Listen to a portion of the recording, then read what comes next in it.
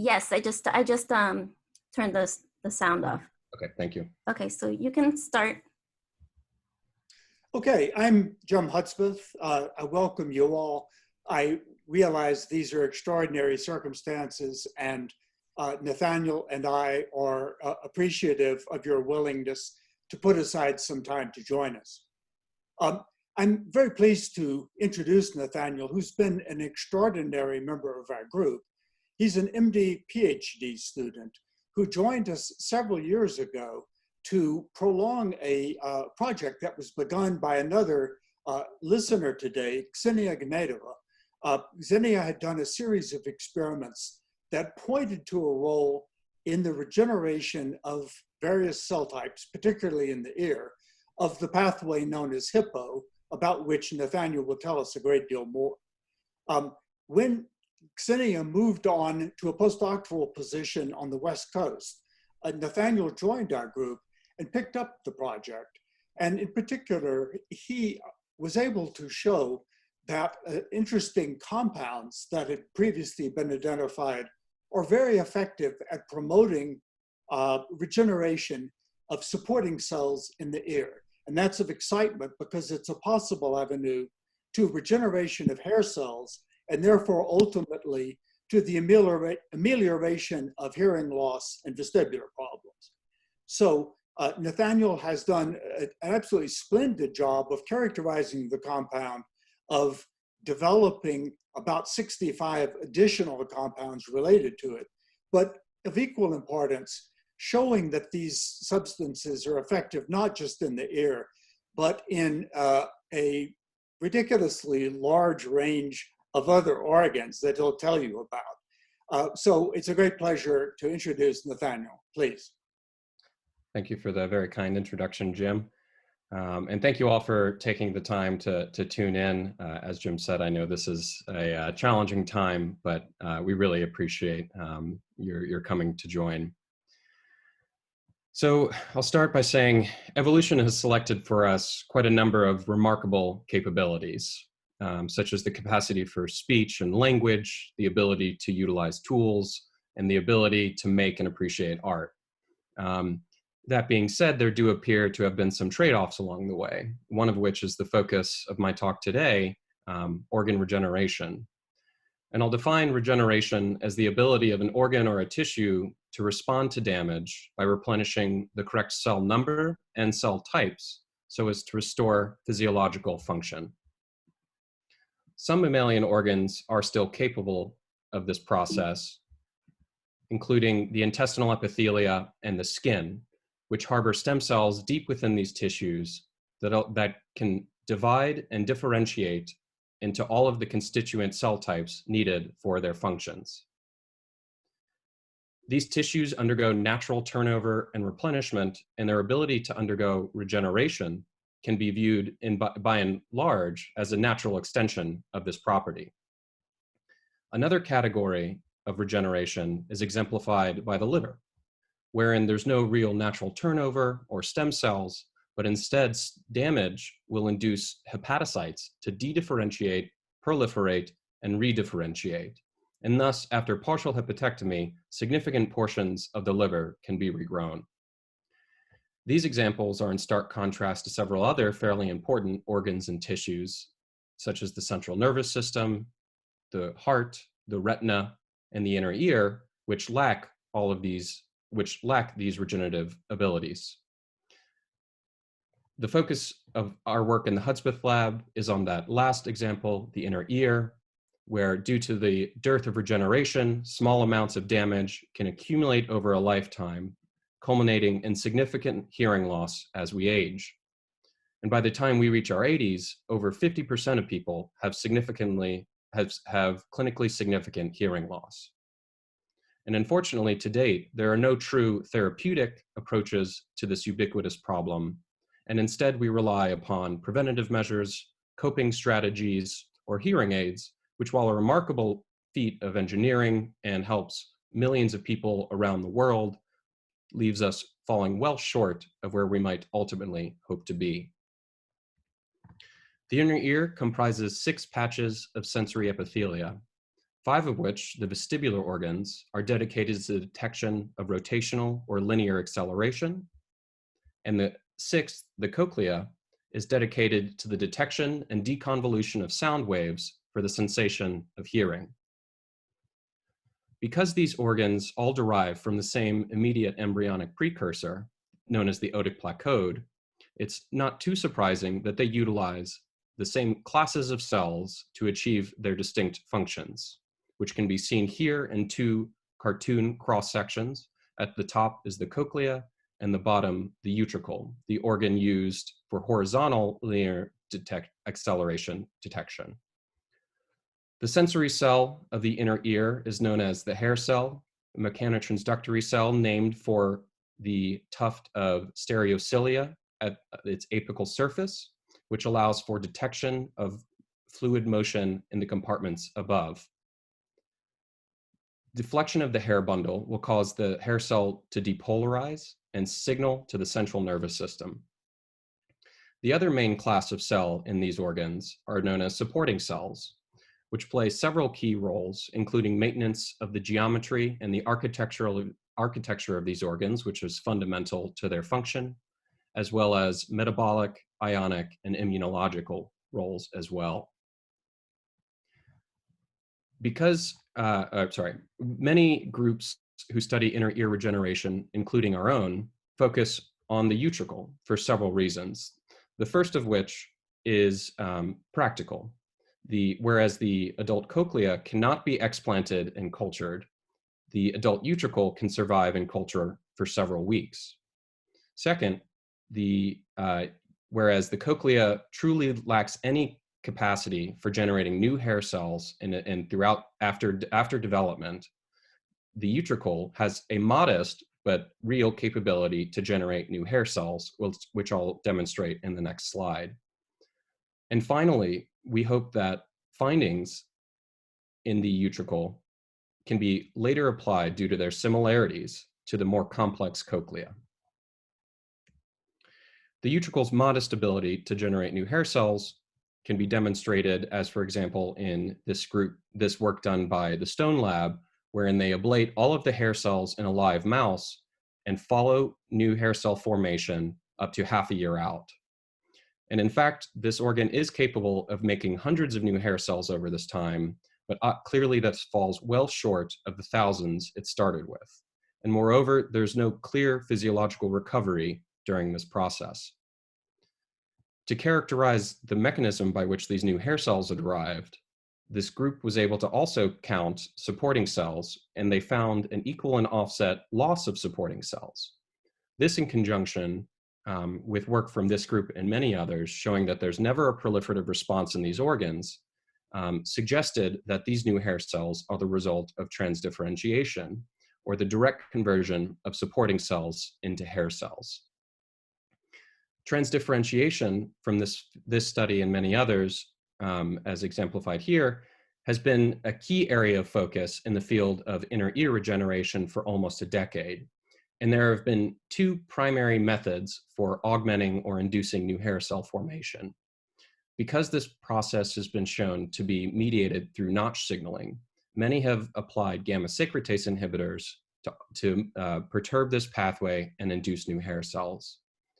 The other primary approach is through the use of viral transduction to introduce hair cell differentiation factors that can drive hair cell formation.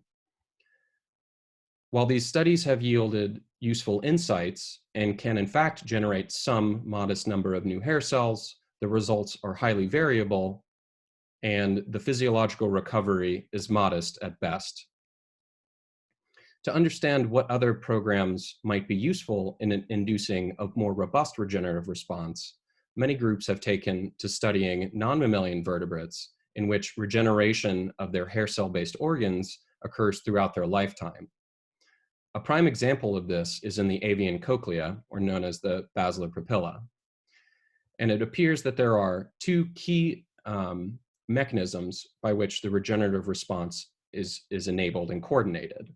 The first is direct transdifferentiation, which we saw an example of in the mammalian utricle. A hair cell will die, a supporting cell will detect the loss of the hair cell, through this notch pathway directly convert and mature into a hair cell. The second capacity, which is completely absent from the mammalian inner ear, is that of supporting cell proliferation of two flavors, either symmetric or asymmetric.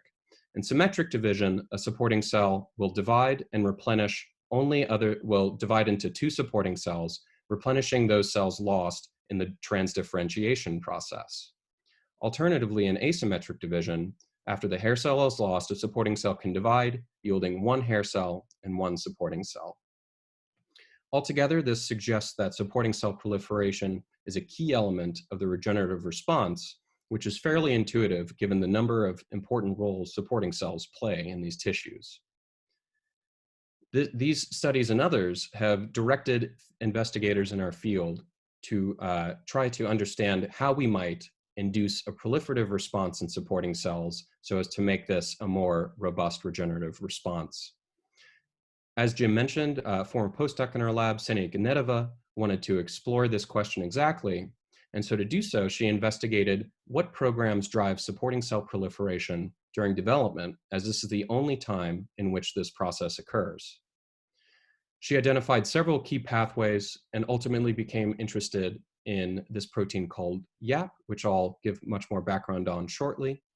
But she demonstrated that in the developing utricle, in the leading proliferative edge, as you can see here through EDU incorporation. And then here, if you look for YAP staining, it's through the absence of negative space, clearly present in the nuclei and thus active. This is in contrast to the more mature region of the developing utricle that's already undergone its proliferative development. Moreover, she utilized a quirk of the system wherein the first 5 postnatal days, there's no developmental proliferation, but the tissue will in fact respond to injury with a modest proliferative effect. She also was able to note that in concurrence with this proliferative effect, YAP was nuclear and active again.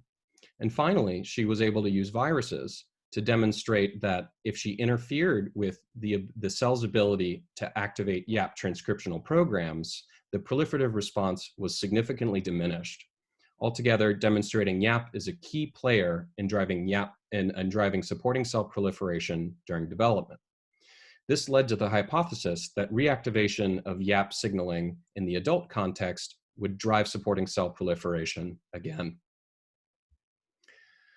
YAP and its highly related homolog TAZ are fairly ancient and widely conserved co-transcription factors, found all the way from the most primitive of metazoans all the way up through humans. And it's been shown within any organism to play a role in a variety of different organs throughout development, adult homeostasis, and regeneration. And because of the sheer and vast number of contexts, it's capable to generate a holistic sense of what YAP's role is. And it appears to primarily drive proliferation, dedifferentiation, and anti-apoptotic programs.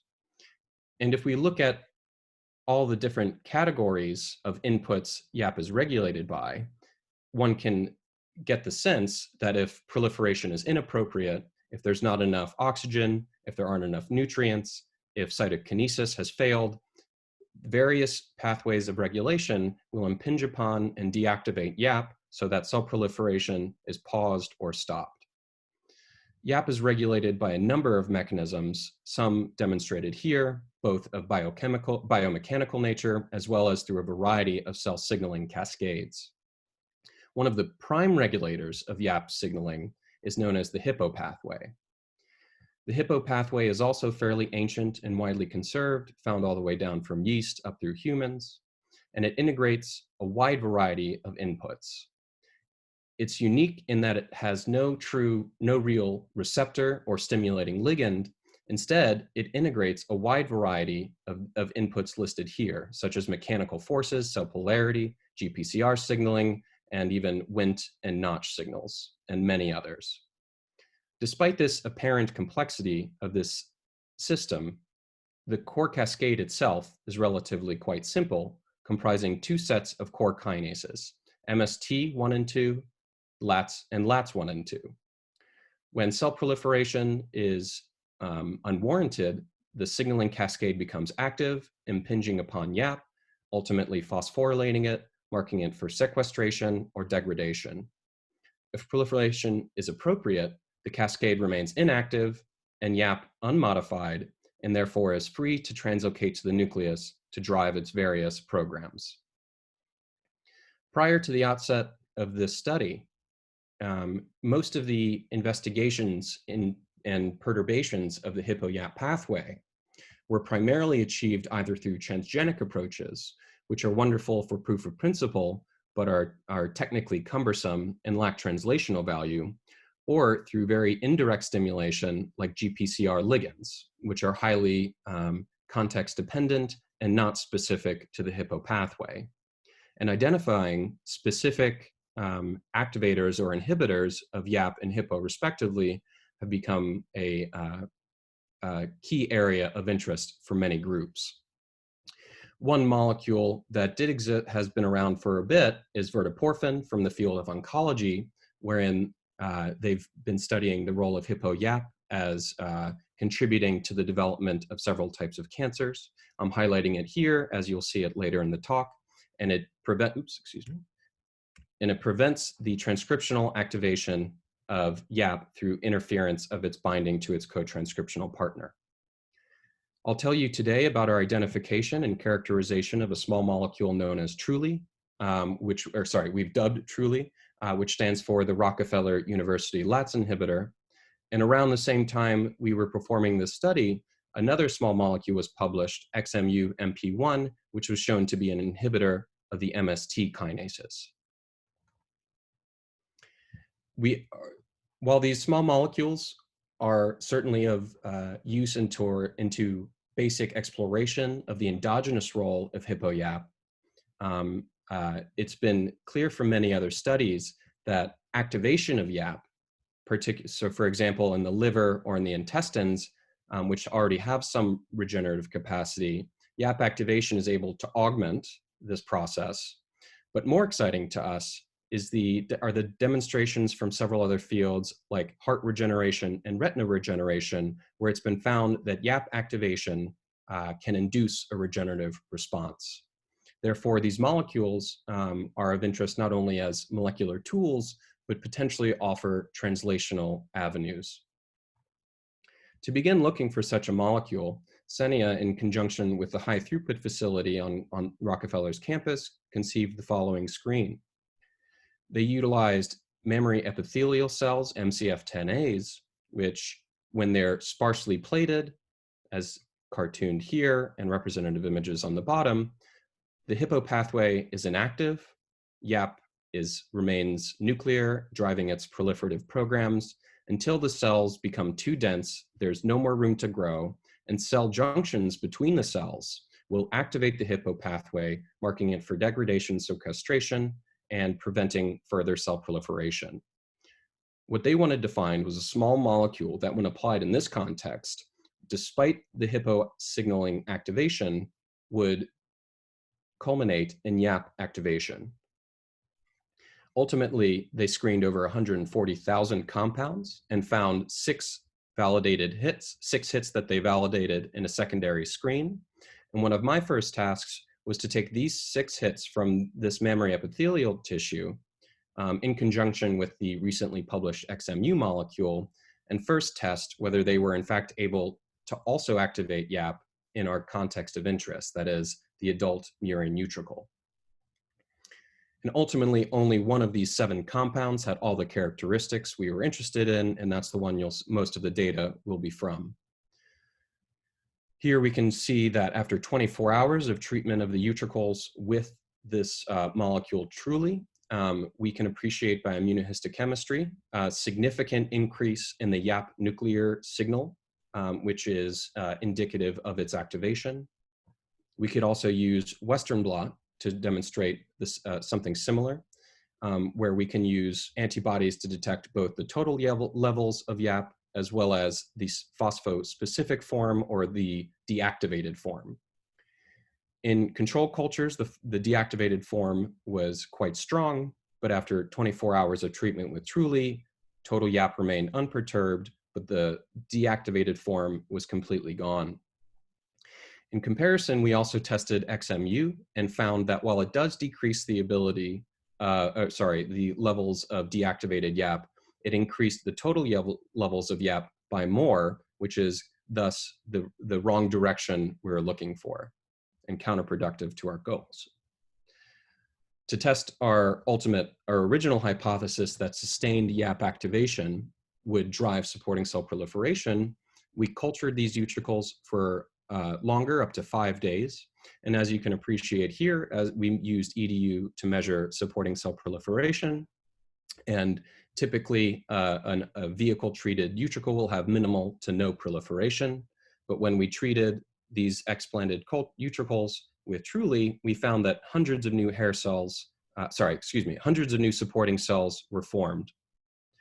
To demonstrate that the TRULI induced proliferative effect was in fact mediated by YAP, we co-treated these utricles with verteporfin and found that the proliferative effect was significantly diminished, again suggesting that this proliferative effect was mediated through YAP activation. After reestablishing our collaboration with Senia, she also followed up on this finding as well. She took a transgenic approach that permitted the deletion and induction of the deletion of the YAP gene. And after you have to wait a little bit for the extant protein to be turned over, so if you wait about 2 weeks, the protein levels are significantly reduced. And when she treated these utricles with TRULI again, there was a significant reduction in the number of new supporting cells, again, confirming our hypothesis that this proliferative effect was by and large mediated through YAP. In comparison, in corroboration of our earlier findings, we found that XMU, which has been shown to work in a number of other tissues, including the liver and the intestines, failed at any concentration to drive supporting cell proliferation. Senia also dove further into what was the effect of TRULI on these cells using transcriptomic profiling with RNA sequencing, and it corroborated much of what we found and hoped to see. In particular, the Go terms were enriched for mitotic division, for mitosis, cell cycle. Of note, we found that both the S-phase genes and the G2M genes were upregulated, indicating that not only was mitosis initiated, but completed. And we were also able to appreciate that YAP target genes were also enriched. To ensure that upon withdrawal of the compound, proliferation would stop, otherwise we've simply made a tumor, we again treated these utricles for 5 days and then withdrew TRULI and pulsed EDU for 24 hours up to 3 days after. And we were happy to find that, in fact, after TRULI withdrawal, the proliferative response significantly diminished, indicating the return of supporting cells into the quiescent state. Senia also performed transcriptomic profiling at this time point after 5 days of withdrawal. And sure enough, it confirmed that the mitotic genes are off, as well as the YAP target genes. What we weren't necessarily expecting and we're quite happy to see is that the supporting cells, these daughter cells, started to upregulate hair cell specific genes. And while supporting cell proliferation was very exciting to see, of course, we only ultimately care about it insofar as it allows us to generate new hair cells. To follow up on this result, we wanted to determine whether the daughter cells were in fact able to convert, or to what extent they were able to convert into new hair cells. So we returned to the explant system and used immunohistochemistry and looked for early and late hair cell markers. And I'll preamble this assay with the fact that our expectations for this result were fairly low, as the utricle explant assay is fairly toxic to hair cells. And thus we thought this would be a pretty hard uphill battle for supporting cells to transdifferentiate in that context.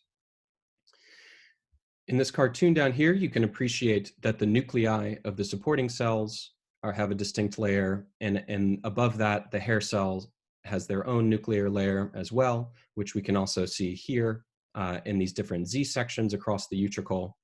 And in the supporting cell layer, we appreciated, as expected, plenty of EDU positive supporting cells. We are happy to see that many EDU positive cell nuclei rose up to the hair cell layer. And using this marker PAL4F3, which is a nuclear marker for early hair cell differentiation, we could occasionally observe patches of brightly PAL4F3 positive daughter cells. I'll note this was a highly variable result. Sometimes we observed none, sometimes we observed lightly positive nuclei, and sometimes we could find these very brightly positive patches. We also assessed for the mature hair cell marker myosin 7A, and only very rarely could we see triply positive cells, often 0, sometimes 1 or 2. And while this is a fairly underwhelming result, we think the qualitative interpretation might be optimistic in that we think it demonstrates that these daughter cells retain the capacity for transdifferentiation. But we, of course, wanted to see whether we could make this a more robust response despite the in vitro roadblocks. And so we applied those methods I mentioned earlier from the field of transdifferentiation. So I applied various gamma secretases at a number of dosages and found that none of them really helped augment new hair cell differentiation. Senia used an adenovirus carrying the transcription factor ETO, which is known to induce hair cell differentiation. And she was able to demonstrate that, in fact, these daughter cells could more consistently upregulate bright PAL4F3 staining within the hair cell layer. So again, all of these findings are quite qualitative, and I'll follow up on our analysis of this towards the end. As I also mentioned at the beginning, we're interested in the utricle findings for their own right as well. Vestibular lack of regeneration is its own problem and has, again, no therapies, but we, of course, would love to apply this to the cochlea for hearing regeneration. And our first findings in this organ have been fairly lackluster and a bit disappointing, but we found that, sorry, I can't see this. So again, while the adult cochlea cannot be explanted and cultured, it is possible to explant a neonatal cochlea for a few days, which is almost certainly a more permissive environment for inducing supporting cell proliferation. But despite this, we only saw very infrequent supporting cell proliferation and only of one subset of the types within this tissue. But we were able to observe significant increases in proliferation in what's known as Kolliker's organ, or also known as the greater epithelial ridge, which is a transient tissue found during the development of the cochlea. And it's thought to harbor precursor cells from which hair cells can arise. So there was some effect, but it wasn't ultimately what we were hoping for. Also, as we mentioned earlier, one of the hopes of these direct molecules is that the benefit of which would be it's broadly applicable. And we had read quite a number of papers demonstrating YAP activations, the ability of YAP activation to drive cardiomyocyte regeneration through proliferation. And we reached out to one of the fantastic papers that we had read out of Eldad Zahor's lab at the Weizmann Institute. And he was kind enough to open up to a collaboration. And so his postdoc Ala Aronov and graduate student Abby Shaked performed neonatal cardiomyocyte culture and applied TRULI in this context. They were able to show that TRULI, in fact, did dramatically activate the levels of YAP. And moreover, prolonged treatment significantly increased their proliferative capacity, as measured by a Ki67 and phospho-H3 markings. Moreover, they were able to characterize the morphological changes of solidity and area, which indicated increases consistent with proliferation and dedifferentiation, respectively. Another area in which YAP activation has been shown to drive regeneration is in the retina. And to explore whether TRULI could replicate these findings, we established a collaboration with Aaron Nagel, who uses induced pluripotent stem cells to derive what's known as retinal organoids, which comprise all of the various cell types found within the retina, organized in the same manner. And these organoids survive for many, many months in vitro.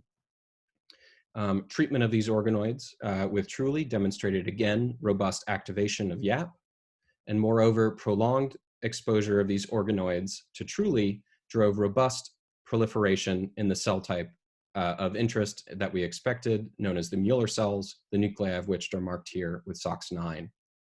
So altogether, we found this a very nice corroboration of what we hoped to accomplish with identifying such a small molecule. In particular, with a direct approach, we think that this implicates a broadly applicable molecule, both clearly for studying this pathway in a variety of contexts, and may ultimately yield translational implications in a number of pathophysiologies. Early on, we also wanted to, of course, understand what the mechanism of TRULI YAP activation was. So I returned to the MCF10A cells, and as I mentioned, when they're confluent, YAP becomes phosphorylated and deactivated. And when we treated these cells with TRULI, the deactivated form became significantly lower. But one of our first clues came from looking at the activation status of LATs. We can use phosphospecific antibodies to infer the activation status of these enzymes. And LATs, which is the penultimate activation step here, was completely intact in TRULI treatment, suggesting that signaling through the pathway is completely intact up to this step. And altogether, this suggested that that TRULI was interfering with LATS's ability to phosphorylate YAP, either directly or indirectly. To corroborate these findings, we used a different cell type, HEC293As, and a different Hippo stimulator, serum starvation. And here you can see that typically these cells have quite activated YAP, but when you remove the nutrients, they want to stop dividing, and serum starvation will induce LATS activation and culminating in the phosphorylation of YAP. When we pre-treated both of these conditions with TRULI for 1 hour, we found significantly reduced levels of deactivated YAP. And again, the phosphorylation of LATs was completely intact, confirming our suspicion that TRULI was interfering with LATS's ability to phosphorylate YAP, either directly or indirectly. To bore further down into the mechanism, another clue came from simply looking at the structure of the molecule demonstrated here. And some of you might notice that this 7-aza indole structure is highly similar to the adenosine ring found within ATP, the molecule that fuels enzymes. This suggested to us that TRULI is likely an ATP competitive direct inhibitor of LATs. And to test this, we, in conjunction with the Therapeutics Discovery Institute, optimized an in vitro kinase assay wherein we incubate our enzyme of interest, either LATS1 or LATS2, a substrate that it can phosphorylate, plenty of ATP to drive the reaction, and various dosages of our compound. And sure enough, we found a concentration-dependent inhibition of the enzyme, and moreover, that increasing the ATP concentration shifted the apparent potency, confirming our suspicions that TRULI is an ATP-competitive direct inhibitor of the LATS1-2 enzymes. And while these potencies are great, they are very hard to compare across different contexts and are really only useful within this one paradigm. So it's equally useful to generate a potency reading in live cells. So again, with the help of TDI, we established an in-cell potency measurement using HEC293A cells in the serum starvation paradigm, and treated with varying dosages of our compound, and found that the half maximal effective potency of the compound to be in the hundreds of nanomolar range, which is a fairly potent and good start. Having demonstrated that the compound is in fact a direct inhibitor of the LATS enzymes, it's also important to assess what other enzymes do you hit. how specific is TRULI? So again, in conjunction with the Therapeutics Discovery Institute, they sent out our compound to various contract research organizations, one of which is able to perform what's known as kinome-wide binding assays.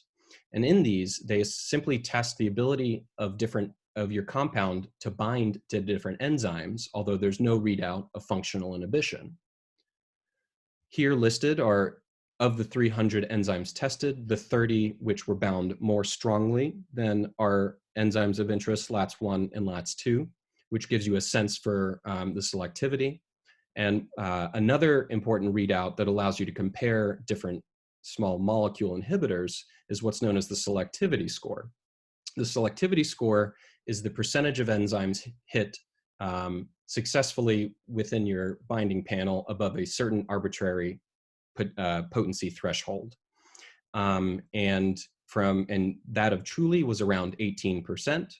And for contextualization, we can compare this to staurosporine, which is a completely non-specific kinase inhibitor and has a value of around 86%, and also dasatinib, which is a clinically improved tyrosine kinase inhibitor, which is a value of around 18.8%. So overall, this seemed like a pretty good, decent start for the initial molecule that we had discovered for selectivity. But we had this suspicion that this is a hyper-inclusive list, as while any molecule that can't bind the enzyme, if the molecule cannot bind the enzyme, of course it cannot inhibit it.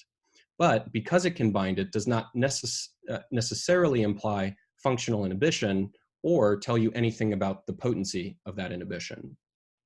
So to test this suspicion, again, in conjunction with TDI, they sent out our compound to various CROs to perform functional kinase inhibition assays, where we tested selected kinases enriched in the potently hit enzymes, as well as from other homology modeling.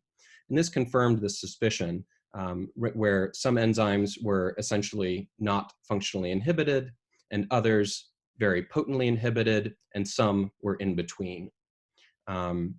So we found this a pretty good start, although of course no small molecule is perfectly clean, especially the one you start with. Having identified and characterized TRULI to this extent, while we think in and of itself is already a fantastic tool for investigators who want to study the perturbations of Hippo-YAP signaling, if we ultimately want to develop it for translational applications, it's necessary to undergo the process known as medicinal chemistry, which is simply tweaking your molecule in various numbers of ways and assessing for optimization of your compound across your categories of interest. And this was completely outside of the capabilities of our lab, but we were very fortunate that the Therapeutic Discovery Institute were interested in helping us with this project. And so the way this works is they had many medicinal chemists on their team who would conceive and synthesize about a dozen or so derivatives at a time. We would then receive them in our lab, where we would test them in these in vitro kinase assays and the in-cell assays. And the results from those experiments would then inform the medicinal chemist's next round of design that we would then test, and so on and so forth. After about a year of collaboration, we tested over 100 compounds in our lab, and two of which I'll highlight as examples here. So for example, here are across some of the categories that we were tracking, including the in vitro kinase assay potency. Congener A has primarily a highly similar profile otherwise, but it had over 1,000-fold increase in potency as measured by the in vitro kinase assay. And congener B, while slightly more potent, had a significantly improved microsomal clearance, which is indicative of its likely metabolic degradation in vivo. But of course, we care about these optimizations insofar as they reflect optimizations in our tissue of interest. So we would occasionally take these lead compounds and return to our Utricle explant model. So for example, here's one of those very potent derivatives at 1 micromolar within 5 days. we appreciate, which again, so 1 micromolar is 10-fold less concentrated than we use TRULI. We could observe a robust proliferative effect. And even when we take this one compound down to 100 nanomolars, we could observe a mild proliferative effect as well. But more exciting to us with these very potent compounds is we found that it reduced the time to effect by almost half. So here again at 1 micromolar, but in 3 days, there's a robust proliferative response. And this was exciting to us because most of our next steps require in vivo assays. And when you go in vivo with a small molecule, you're working against the pharmacokinetic properties, how quickly it leaves your tissue of interest, and its metabolic properties, how much it gets degraded while in vivo. So simply put, the faster your compound can take action, the more likely you are to observe your effect of interest. At the end of this process, TDI helped us patent over 60 of these compounds, and we licensed the rights for this patent for inner ear regeneration to Decibel Therapeutics, a biotech company in Boston. And we've also established an ongoing collaboration with them using TRULI and its derivatives to explore the basic biology of Hippo-YAP signaling in the inner ear. And they're also pursuing pharmacokinetic studies with our lead derivatives, from which we hope to springboard into in vivo regenerative assays soon. So there are quite a few obvious next steps that we are actively following up on. Of course, the supporting cell proliferation is great, as I mentioned, but ultimately insofar as it permits new hair cell formation. We think that the utricle explant system, again, is really not the correct environment to assess the capacity here. So we hope that these in vivo studies will more concretely tell us where we are. We hope that in the endogenous milieu with the correct ionic and metabolic support, that these daughter cells will be able to just simply convert into hair cells. If that's not the case, we'll be able to apply the gamma secretases as well as virally mediated transcription factors to augment that response. The first results I showed you in the cochlea, as I mentioned, were a bit disappointing and underwhelming, but there are many differences known between the cochlea and the utricle that can inform our next steps to overcome these roadblocks. One of which is it's well known that in cochlear supporting cells, certain cyclin-dependent kinase inhibitors are active, whereas they are not in the supporting cells of the utricle. And thus it might simply be required to target multiple pathways, including the Hippo pathway, to drive supporting cell proliferation. An alternative theory is that it's also known that the DNA, the chromatin of supporting cells within the cochlea, is much more tightly packed than the supporting cells in the utricle. And this suggests that potentially we need significantly longer exposure, or potentially these more potent compounds that have faster time to effect may unlock the proliferative potential within. And I don't have data, unfortunately, I can share with you, but I can report that the preliminary studies using our lead derivatives in the neonatal cochlea explant are promising, and we hope that this to continue that line of investigation.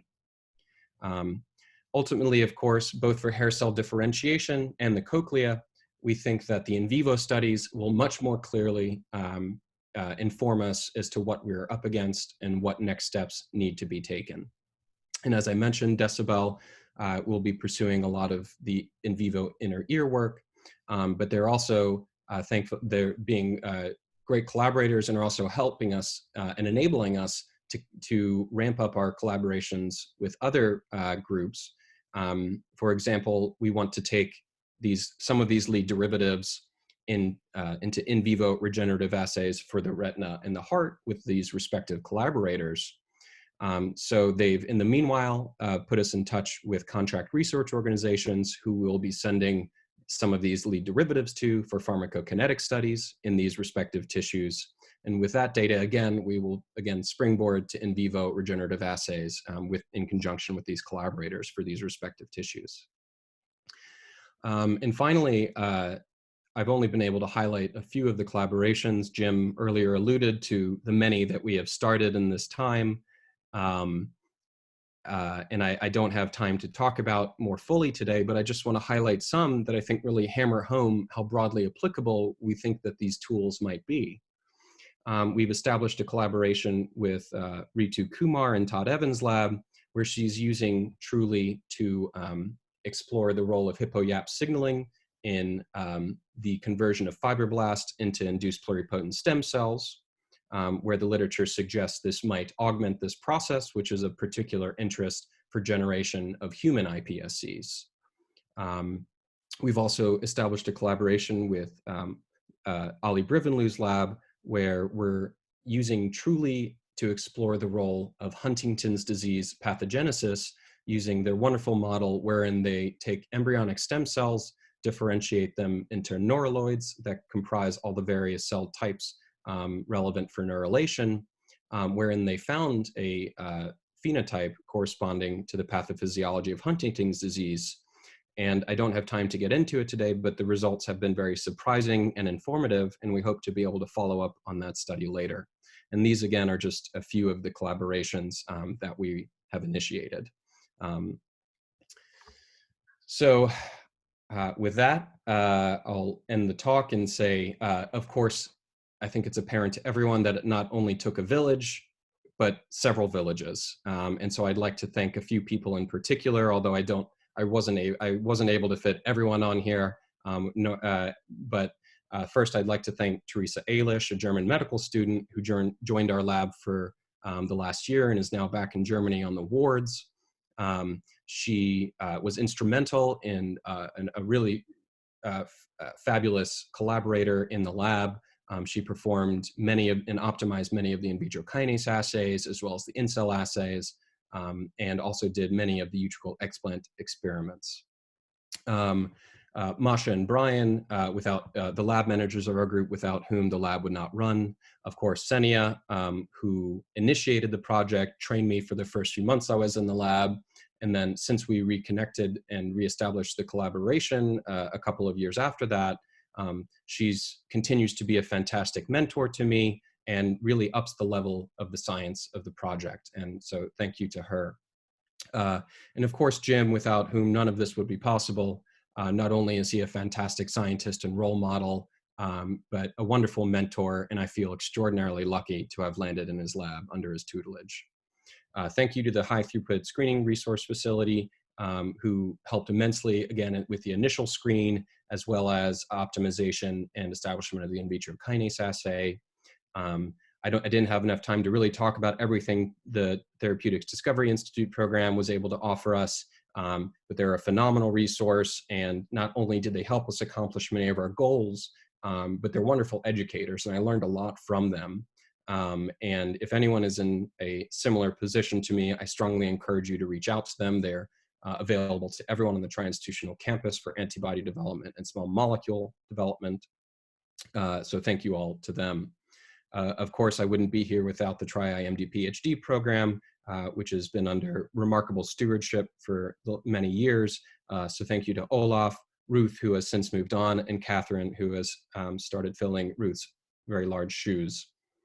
And of course, our collaborators for whom I demonstrated some work today, the Zahor Lab and Nagel Lab, who were wonderfully receptive to initiating these collaborations early on in the project.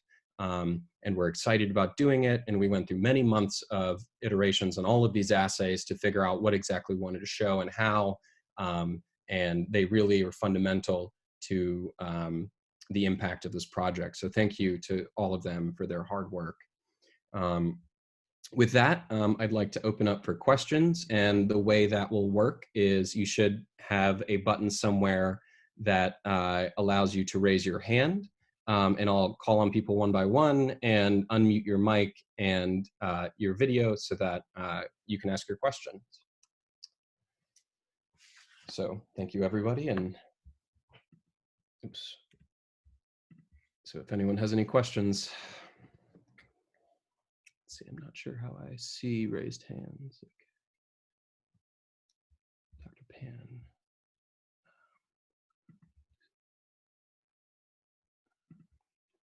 It doesn't seem to be letting me, there we go. Dr. Pan? Okay, very nice talk. I have a question about your kind of a combination with your chemical with the YAP knockout. Yes. And there, you saw that in the utricle culture, right? You treated the YAP knockout explant with your compound. I mean, there's still significant response there. So I wonder what's the status of TAZ in your system? And actually also related to that, could you provide explanation why the XMU molecule is not really, effective in your system? So maybe that also tells you about the status of MST in your tissue, of interest. Yeah, absolutely. Two great questions. I don't think, I'd have to look back at the transcriptomics. We've definitely looked at this before. I think TAZ is essentially off in this utricle, in the utricle. So our leading explanation for why the proliferative response is not completely abrogated is what I alluded to earlier, whereas the YAP protein is actually highly stable. So that's why she had to wait 2 weeks to even observe this sort of effect. And it takes a while for the YAP protein to turn over. So our best guess is that if she waited, for example, a month after this, it would continue to significantly diminish. I have to go back and look at the transcriptomic data. If TAZ is on, that would also be a viable explanation for why YAP deletion in and of itself is not sufficient to completely abrogate it. That being said, while LAT's inhibition would have the effect of preventing YAP and TAZ from functioning. Does that answer the first question? Yes. The second, to your second question, why we think it works why we think XMU does not work. The context in which XMU has been shown to work, such as the liver and the intestines, are already, as I mentioned, organs that have the capacity for proliferation. So I can't speak as to necessarily why they work there, but it has been shown through the Guan lab that there are some independent of MST parallel pathways like the MAP4 kinases, which we have checked in the utricle, and many of those family members are active in the utricle. So we think, at least in this context, that would definitely explain why simply inhibiting XMU is not sufficient to ultimately inhibit LATs as well. And my suspicion, although this would require a more thorough review, is that this might be the case more broadly across tissues that are able to regenerate already, and why XMU works in the liver and the intestines. But my hypothesis would be also that XMU would not drive proliferation in the heart or in the retina as well. I assume in these completely quiescent organs, there are probably several I'm getting a timeout from Elaine. Let me unmute Elaine. Oh, too many people. I can't seem to unmute Elaine. Jimena, could you do that? There we go. Okay, I'm sorry. I should have mentioned as chair of your committee beforehand that if we could just make sure that you focus on questions from your audience, because the committee will have a chance to ask questions to you long after the audience is gone. Understood. Okay, so Dr. Pan, let me complete that thought in our conversation afterwards. Okay, Aaron. Thank you. Thank you. Yes, hello. Hi, Aaron. How's it going? Hey, great talk. Thank you so much. Awesome job. I have a few questions. I'll try to limit it.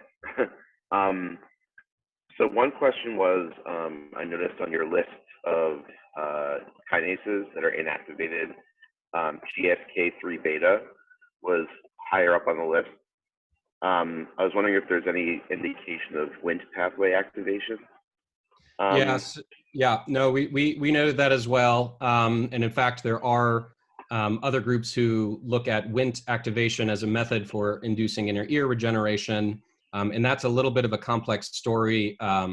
There is one group that has demonstrated that Wnt activation in supporting cells of the neonatal cochlea they claim are able to induce regeneration, but I think the results are a bit murky at best.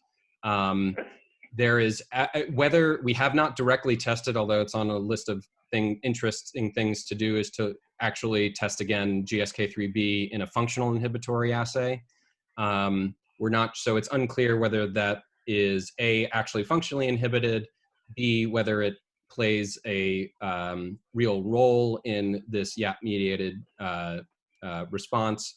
But I will note that there's almost certainly, there is definitely interaction between the Wnt pathway and the Hippo pathway, and therefore there may be some feedback going on here. So whether the Wnt pathway is being activated through GSK3B, or whether we would see it just through YAP feedback, it could be a complex picture, but we would love to investigate that further. All right, cool, thank you. I'm gonna ask two other quick questions, if that's okay. Sorry, no one else has their hand raised at the moment. No one else has their hand up, right? So,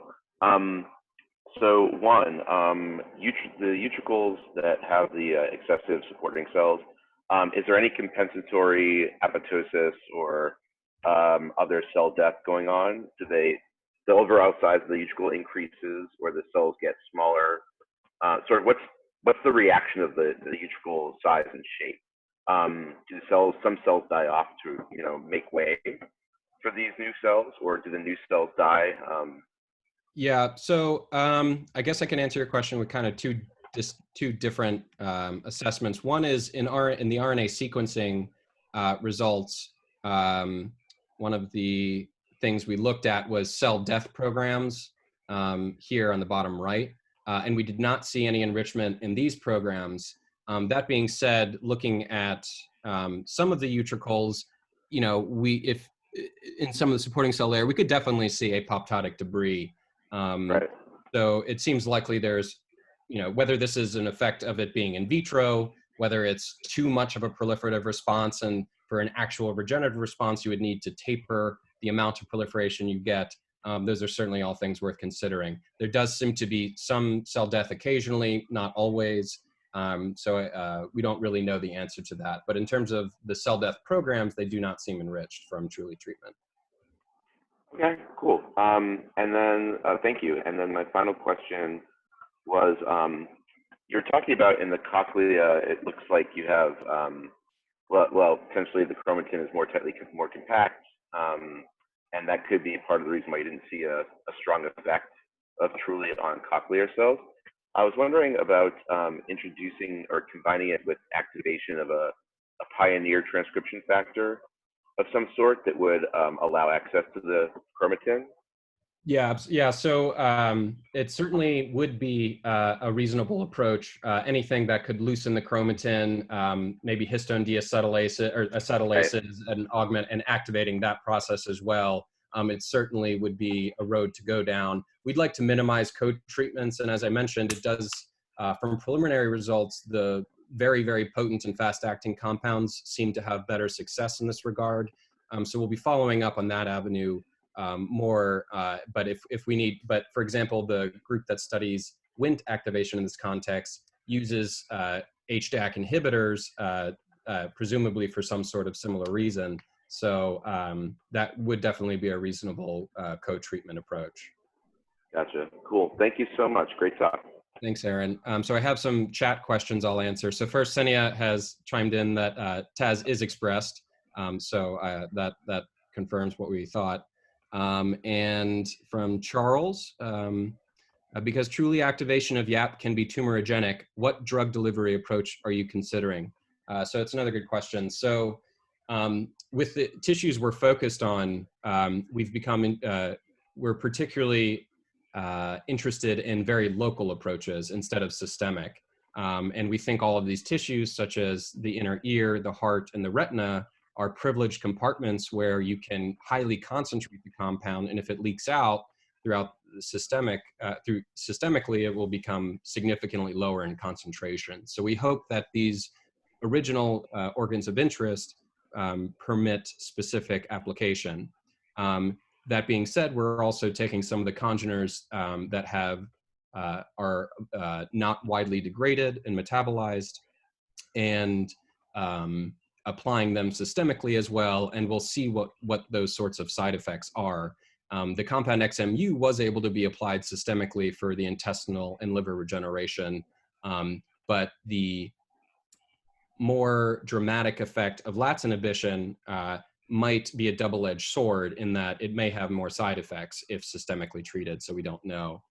And he asked another question, considering potential off-target effects, how strongly does TRULI inhibit other kinases as compared to LATS? So unfortunately, those potencies are that I showed you. Let me get those back. I think they're here.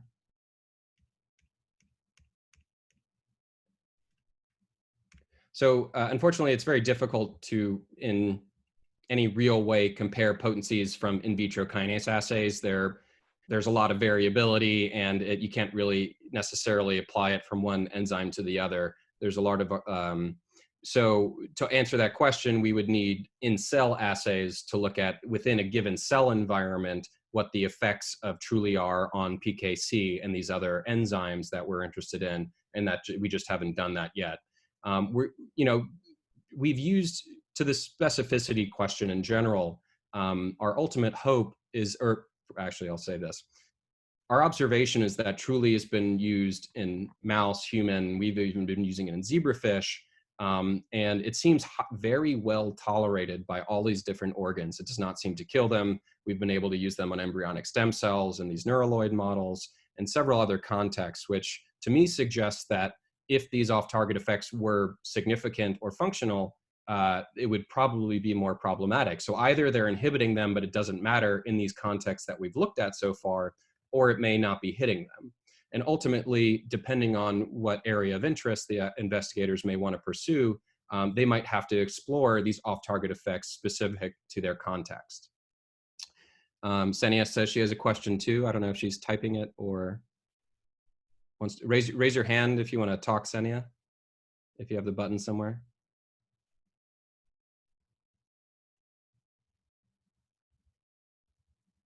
Here, I'll just unmute you. Hi. Hi.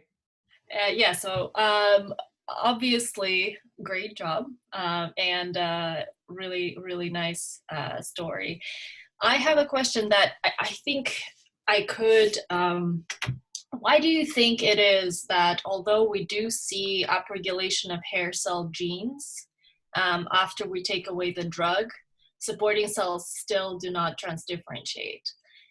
This is counterintuitive because one would think, well, perhaps, culture conditions do not allow them for transdifferentiation, but in our other experiment, if you overexpress it, they do actually transdifferentiate.